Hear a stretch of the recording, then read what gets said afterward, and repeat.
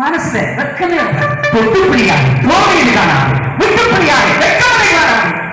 இறைவனை கும்பிடும்போது அவன் பார்க்க இவன் பார்க்க ஜோதியே சொல்ற பரிபூர்ண நிலை. பாஞ்சாலி மாபெரும் சபையிலே அவமானப்படுத்தப்படுகின்ற போது மார்பனுக்கு கையெழுதி கண்ணா கண்ணா என்றான். உன்னை கண்டானா? இல்லை. அவள் மீது அவளுக்கு நம்பிக்கை என்பது இருப்பின் கையை கேட்டார். இனி எப்படி நம் மானம் போய்விடும், இறைவா நீ இருந்தால் என்னை காப்பாற்றி என்று இரு கரங்களையும் கூப்பி பகவான்.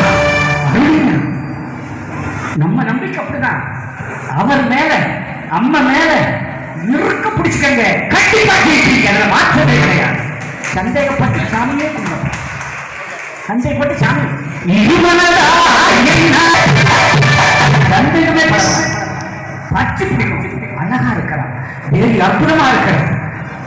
வாழ்வைக்கு அற்புதம் நிறைந்த ஒரு படம் கண்ணங்குள்ள முத்தாரம்மை அனுபவிச்சிருந்தார்.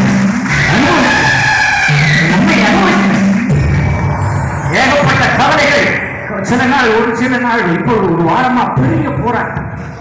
ஒன்னு அரசியல் போராட்டம், ஒன்னு வீட்டுக்குள்ள ஒரு போராட்டம். இந்த போராட்டத்தில் இன்னைக்கு கண்ணபுரத்துக்கு அம்மா கிட்ட போகணும்னு சொன்ன குடும்பத்தில் ஒரு மகிழ்ச்சியை கொடுத்தார்.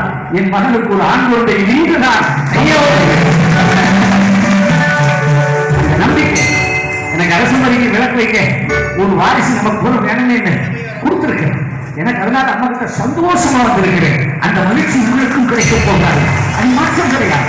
அதனால கை தட்டணும்னா பெரிய கட்சி தலைவர் மாதிரி அது தட்டு இல்லை. கை தட்டுனா இரவு மேல 10 தடவை தட்டணும், அட்டாக் வராது. ஏன்னா பாடி சேர்க்காம உடம்பு நல்லா இருக்கும், பிபி வராது, பிரஷர் வராது, உண்மை வராது, நல்லா இருக்கும்.